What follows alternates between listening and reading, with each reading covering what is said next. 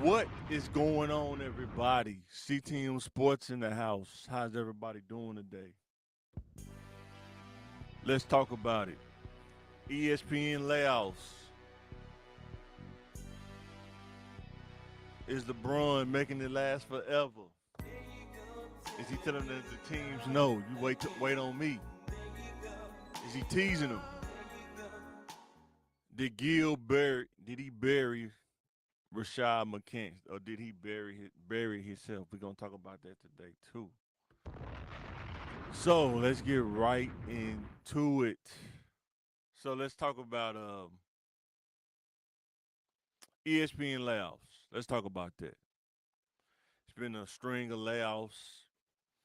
Rumor has it, allegedly, that they're clearing house so they can pay Pat McAfee more money. Rumor has it that they did it for some other reasons. Who knows? Layoffs are the weirdest thing. How do I know this? I was working at an ISP place at one time, and I remember, you may not know exactly what day is coming, but you knew the pattern of how they did it, right? So let's kind of dive into this for a second.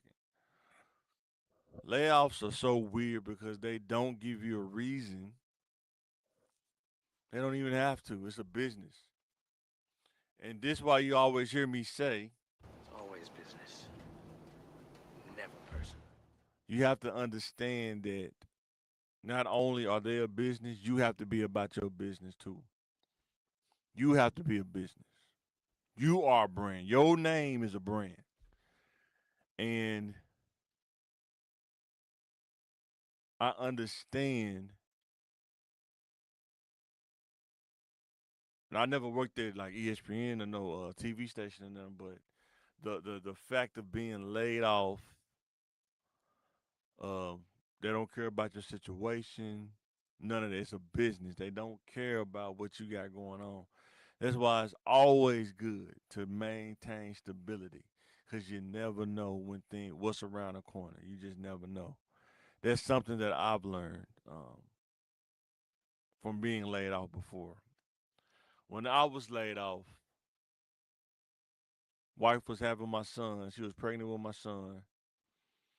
Had to call and tell her on the phone, I don't know what's gonna happen, but we gonna be all right. I'm not gonna let this hold me down. I'm not even gonna let it change my whole countenance. I'm gonna remain positive throughout. Was it tough times? Yes, it was. But it wasn't so tough that I lost sight of what I was doing. It didn't stop me on the journey. It just made some days made it a little tougher than others. But I got through it and I survived it. And that's why I say I understand um, when you get that random tap on the shoulder. I know when I worked at the ISP place, one pattern that we always saw was the manager over the department would say, "Hey, I see y'all next week. I'm about to go on vacation." We're like, "Uh oh, somebody's finna get laid off. There's finna be a round of layoffs coming." And next thing you know, before the end of the week come, here come the layoffs. Your contractor don't call you no more, or they send you an email and say what's wrong. They didn't renew your contract. Then somebody come tap you on the shoulder and say, "Yeah, man, go ahead and pack your stuff. Leave the computer on the desk. Just get your stuff out the drawer. No problem. I pack light anyway. All fit in one box. I'm out. Probably still got the box in here somewhere in the studio. But let's get into it. Cam Newton, Ryan Clark, the most notable. Why? Because I probably watched them the most. Shout out to Cam Newton for keeping it real. I'm pretty sure Ryan probably talk about it on the Pivot podcast. And I think these guys are going to take off on their personal IP on the Pivot and Fourth and One and Funky Friday. I think they're gonna be fine. I think that Ryan Clark will find something else. If I was him, I would literally make my own sports analyst show. If I was him, it's tough when you don't have the people that you're dealing with to bounce ideas off of. Y'all can debate and go back and forth, but I would figure that out if I was him. I mean, the best thing these guys done was, even Cam said it is, you use ESPN to get attention. You learn about production behind the scenes and in front of the camera, and you can bring that back and you can use that to build your own pipeline, like what Cam Newton has. He has a pipeline of content that he makes. So I think they're gonna be fine. Let me know in the comments what you think. I think they're gonna be fine. I think they're gonna make it happen. And you gotta understand, Always business, never personal. it's always business, never personal. Even Cam said it. You will not get him to say that he hate ESPN. So here's the wild card question, if I can even ask this: how do people survive layoffs? Have you ever seen certain people get laid off and then certain people survive? Right? Like, think about, how does Malika Andrews survive a layoff? A lot of the ruckus she caused, right? Who is she aligned with? Who is she cool with? How do people survive layoffs? Why do it always seem like the real ones get laid off sometimes, right? But the people who are considered the teacher's pet and stuff like that, they survive the layoffs. It's amazing how they laid these group of people off, but these group of people survive. Just a thought. Let me know in the comments. How do people survive layoffs? When I worked at the ISP place, most of the people who survive layoffs or survived a little bit longer than everybody else was the people who I'll say blow balloons. They was good at blowing balloons, and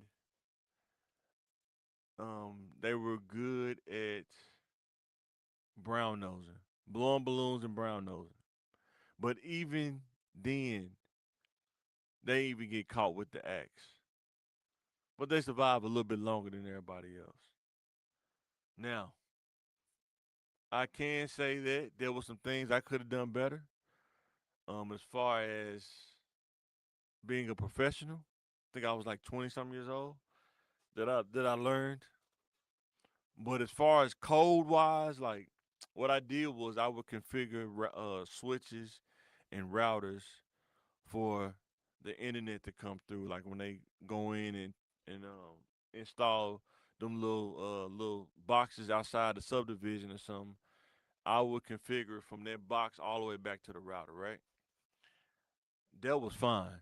The things I would do was I would probably take extended breaks, probably longer than I should.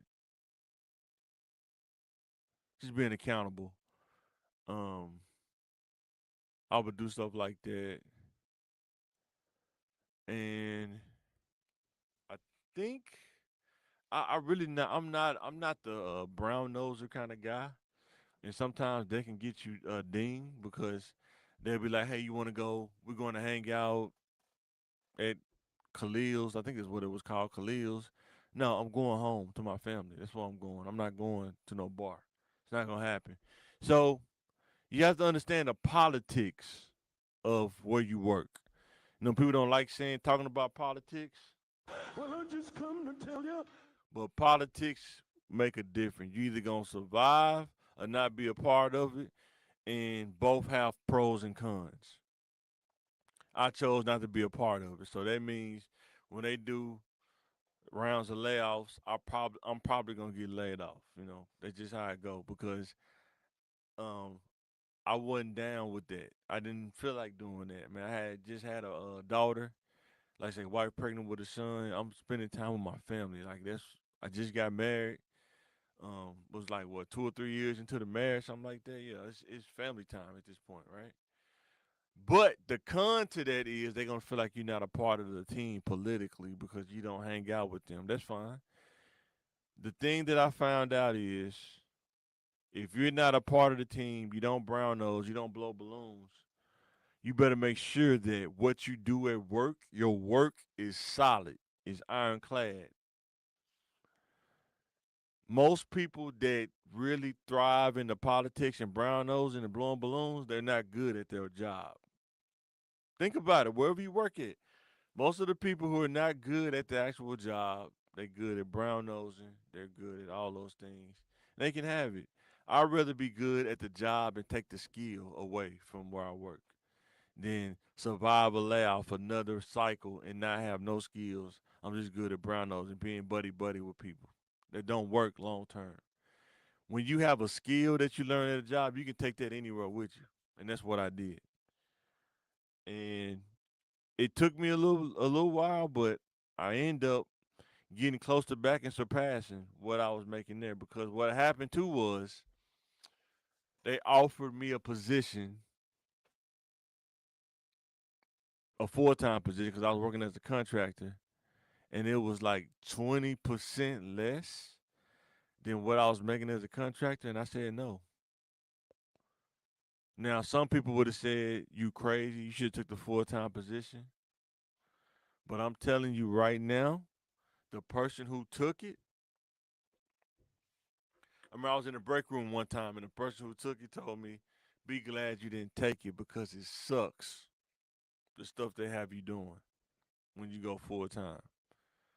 I wasn't tripping off the stuff they have you doing. I was tripping out if I'm making X and you're trying to offer me lower than X, you're trying to offer me back to the M's, not gonna work.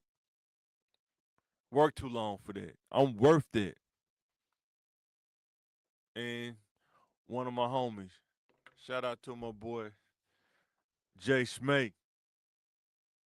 He told me, man, they didn't lay you off because of the work. He said, man, they laid you off because they didn't want to pay you. They laid you off because you was making too much. I was like, all right, cool. I'm not tripping off there. Don't even worry about it. So I did what I had to do, man, survive and work my way back up. End up going back to school and got a bachelor's degree, 2 classes away from a master's degree. And you can survive a layoff. You have to stay positive, though. You got to know when to stop thinking. You can't worry about why they did it because they're not going to tell you anyway. It's just what I heard, but they didn't never tell me directly why. You just kind of left to your own imagination, but I learned to turn my brain off and not think about that because I got other things to think about, like moving forward. Where do I go next? What's my next move on the chessboard? Then what happened in the past? But that's just me. But I think they'll be all right. But let me know, how do people survive layoffs where you work at? Because they always kind of baffle me sometimes. Some people survive, some people don't.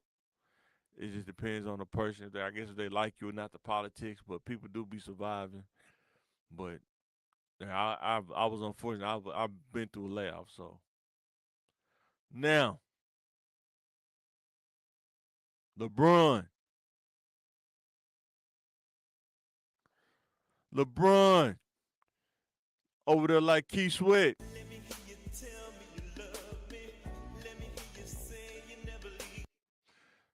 over there making it last forever.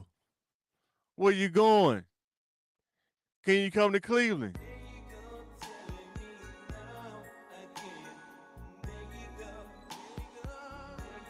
Can you come to the Miami Heat?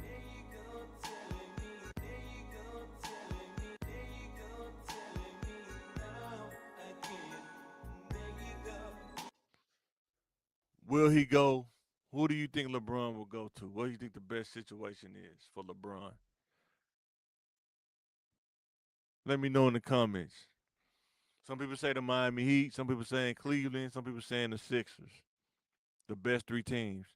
I don't know if the Warriors still in the running or not. I don't think so. I don't think so. Who you think got the best chance? I don't know if he's still like Pat Riley. Still, I think that whoever offered him the most money is probably gonna land him. I think he's just waiting to see. I think people are lowballing him right now. But at some point, when training camp start, they're gonna start getting serious. They want to kind of know, like, if I got him on my team, do I got the best chance to win the championship? If he went to the Sixers and Embiid could stay healthy, that would be a crazy team because you got LeBron, Embiid at the five, LeBron at the four, Jalen Brown at the three. You got Maxey in the other guard. Pretty nice little setup. If you went to Miami Heat, you got Bam, you got Porter. I mean Portis. I'm sorry. You got Bobby Portis. Shout out to Bobby Portis, man. You got Bobby Portis. You got Greek Freak. You can put Greek Freak at the three, or you can put him at the five. Bam, Bobby Portis. Then you got LeBron. I don't know their guard situation, but you can put LeBron. You can put LeBron at point guard. You got him bring the ball up court. Him and Greek Freak on the same team would be pretty crazy too. I don't know if they win the championship. Let me know in the comments. What do you think the best situation would be for LeBron? They told me bust out my AP. Perfect time. Now here's one. Did Gil bury Rashad? The arena, they ended it. They pulled the plug on it. Looking at a couple clips, Gil said Rashad was taking the other side, even though he told him don't do it. He felt he was picking sides, giving them shout outs, and he got burned in the end. Rashad remind me of one of those guys who survives a layoff because he be blowing balloons and brown nosing. Let me know in the comments what you think. Did Gil bury Rashad? Wish I had that Undertaker sound effect. But do you think he buried him? Or do you think he said cheers?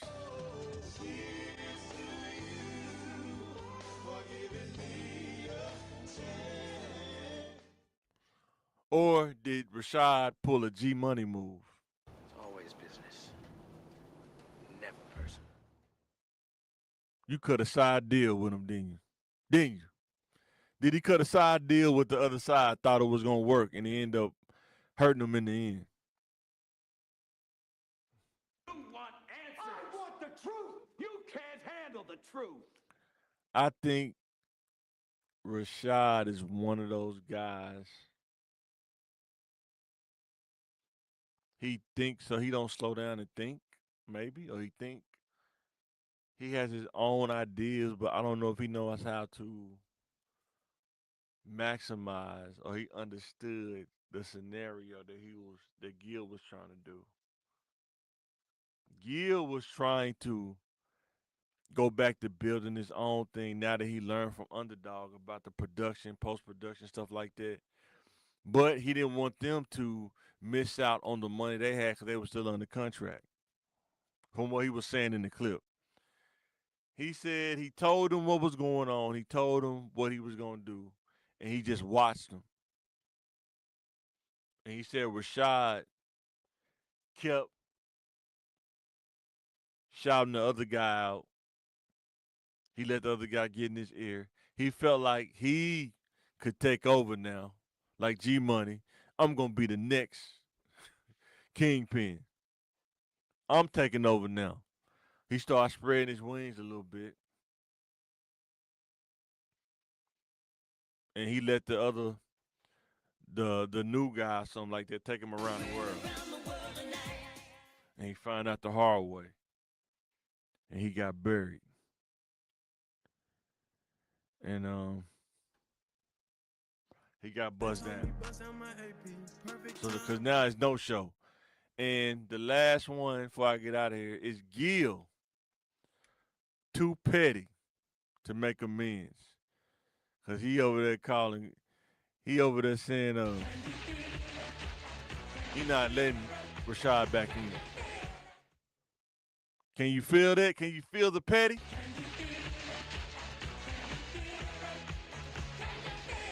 I don't think he's gonna let Rashad back in the circle, man. I think Rashad burned the bridge. I think he found out the hard way. He went into the danger zone. He went into that danger zone and he can't get out.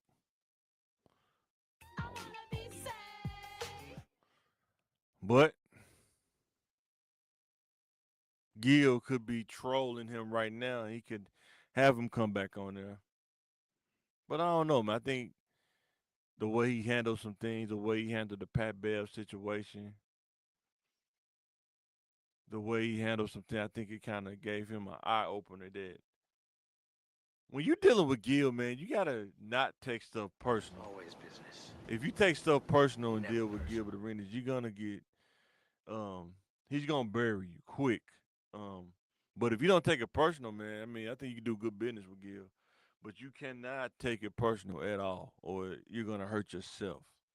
Cause he could care less. Don't even ask me how I know, cause my personality kind of similar like that. But will Gil let him back in the circle? I don't think so. I think that he burnt that bridge. He saw too many times that he felt like he could take over once Gil left. He didn't realize that y'all was there because of Gil. Not saying like the brown nose is just reality, and everybody else they just kind of held pat until things broke down.